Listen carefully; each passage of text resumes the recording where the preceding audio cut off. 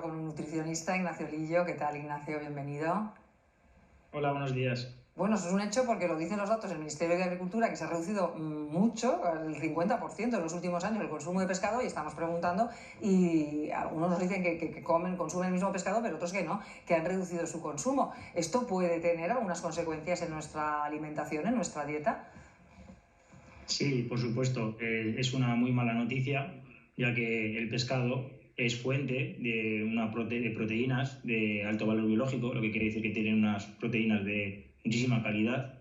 Además, el pescado es muy rico en una grasa esencial y que solamente la encontramos en el pescado.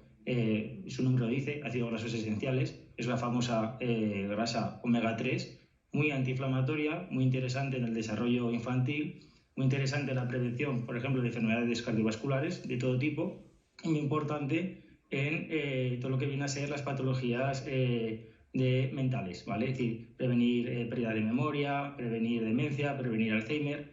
Entonces es muy mala noticia. Aparte es muy rico en minerales, en vitaminas, y lleva elementos muy importantes como, por ejemplo, lleva minerales como el yodo, importantísimo para el tema, por ejemplo, de la tiroides. Cada vez hay más hipotiroidismo. Antiguamente sí que se daba en las zonas como Aragón, donde no había costa por falta de pescado o porque llegaba poco, cuando no había sistemas de refrigeración, como pasa ahora, pero ahora mismo el hipotiroidismo hay muchísimo por tema de estrés. Entonces, ¿qué decir? Si juntamos ahora el estrés actual con el tema de que empezamos a consumir menos ingesta de yodo porque bajamos el pescado, pues mal. Y también el pescado es muy rico en selenio. El selenio es importantísimo porque es un mineral con el que el ser humano hace las selenoproteínas, que son el principal mecanismo antioxidante y el principal mecanismo para que el cuerpo secuestra y elimina, por ejemplo, contaminantes, ya sea contaminantes del medio ambiente o contaminantes que pueda haber, por ejemplo, en los alimentos, como por ejemplo metales pesados como plomo, mercurio. Entonces, pues sí, es una pena porque todos estos nutrientes pues habría que buscarlos en alimentos que ahora mismo pues en población general pues no se da. Por ejemplo, el yodo pues en las algas, en un alga nori de un sushi, o el selenio en las nueces de Brasil o coquito de Brasil, un fruto seco pues que no es de los más populares. Entonces sí que sería un problema para la salud. Y son bondades que tiene, que las que está describiendo, y son muchas, tanto el pescado azul como el pescado blanco, y no tienen sustitutivo, por lo que dice Ignacio. El sustitutivo es difícil. Lógicamente, lo que recomiendan todos los protocolos de nutrición es que el consumo de pescado lo ideal sería que fuera 3 o 4 días a la semana en torno a una ración que iría entre los 100 y 125 gramos. Entonces, 3 o 4 días a la semana, ideal 2 días que fueran pescados azules o grasos, porque estos pescados azules o grasos que antiguamente se creían que eran peores porque eran más calóricos, al revés, las calorías vienen de esta grasa que hemos dicho muy saludable como el omega 3. Entonces los pescados grasos, y si son pequeñitos, mucho mejor. Todo lo que viene a ser anchoas, boquerones, sardinas, pero incluso un día a la semana comer salmón es también muy interesante. Entonces siempre van a ser mejor los pescados azules. Nosotros en consulta siempre recomendamos que si el consumo de pescado es bajo, que por lo menos que sean pescados azules, pero lo que no quiere decir es que también los pescados blancos tengan menos omega 3 porque son menos grasos, pero que también sean muy interesantes para no estar todo el día que la fuente proteica sea una fuente proteica animal, ¿vale? Que no sean siempre carnes, porque ese es otro tema. Claro, si nos vamos a la carne, lo ideal sería un pollo de corral de calidad, un ternasco de Aragón y ocasionalmente pues una ternera del Pirineo, y también ahí vamos a tener cada vez más problemas con los precios. Entonces, si nos vamos a los derivados cárnicos de mala calidad, que pone 70% carne, pero el resto son otras cosas, son químicos, son aditivos, pues al final pues la salud lo acaba notando. Ignacio, como al final lo que está prevaleciendo aquí es el precio, por eso se ha reducido el consumo debido al precio, ¿de qué manera se puede seguir consumiendo pescado? ¿Cumplir con esas 3 o 4 raciones a la semana sin que afecte demasiado al bolsillo? Unas propuestas. Bien, aquí también el problema está en que cada vez a lo mejor cuesta más introducirlo en niños, incluso en padres que ya son padres jóvenes, pero no dejan de ser otra generación en la que cada vez gusta menos el pescado. Entonces, a unos en la consulta te dice, yo como pescado cuando comemos en casa de mis padres, aún, ¿vale? Cuando vamos con el tema familiar.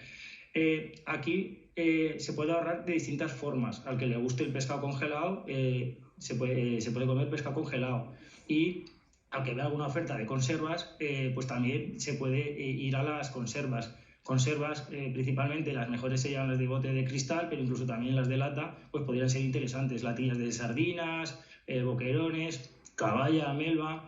incluso pues a veces hay ofertas, incluso después de Navidad, pues langostinos también nos valdría, incluso como fuente de omega 3, ya que es un alimento que también viene del mar. Entonces, cada uno más, sí, habría que ajustar el precio y los gustos. Hay gente que le gusta el bacalao con tomate, aunque haya subido, antes era un pescado asequible. A los niños les gusta la merluza, los pescados blancos.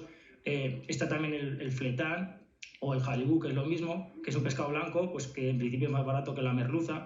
Los pescados también interesan mucho que lo pone o lo debe poner o en la bandeja o el pescatero te lo tiene que decir la zona FAO. Si buscamos en Google, la zona FAO divide el mapa mundi en qué mar están pescados. Entonces, si vamos a buscar pescados alternativos más baratos, que por favor sean de océanos o mares grandes. Un océano Atlántico, un mar Cantábrico, mares abiertos son más interesantes que mares muy pequeños con mucha contaminación. Por ejemplo, el mar Báltico pues es el ejemplo de donde va. Hay países muy industrializados en el norte de Europa y que tienen muy poquito, por el estrecho de Bering, tienen muy poquito, dijéramos, depuración a un océano grande. Entonces habría que mirar eso, que si cambiamos a pescados menos conocidos, que por lo menos sean de océanos o de zonas de pesca que sean grandes.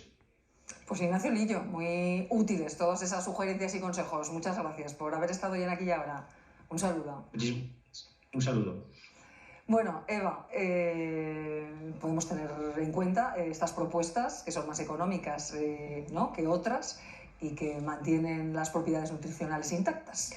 Bueno, claro, ¿qué remedio nos queda? Porque es verdad que lo hemos comentado muchas semanas en el programa, la cesta de la compra ha subido muchísimo, algunas de las cosas más que otras, y los pescados que tradicionalmente se compraban porque eran económicos han subido mucho, con lo cual escuchar las propuestas que nos han dado el nutricionista para poder comer bien sin gastar demasiado o más de lo que podemos a la hora de hacer la compra es especialmente importante. Yo estaba escuchándolo con mucha atención porque las razones que iba dando a todos nos dicen que el pescado es bueno, igual que la fruta es buena o que las verduras son buenas, pero cuando escuchas, cuando va desglosando los minerales, los ácidos grasos, todas las propiedades que tienen y cómo afectan a tu cuerpo y a tu día a día, es verdad que tomas mucha más conciencia, ¿no?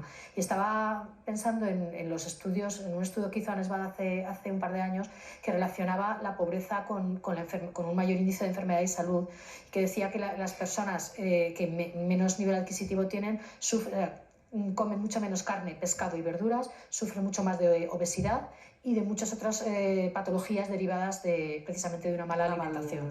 Con lo cual, bueno, pues estas propuestas son siempre más que bienvenidas. Es verdad que decía la señora de la pescadería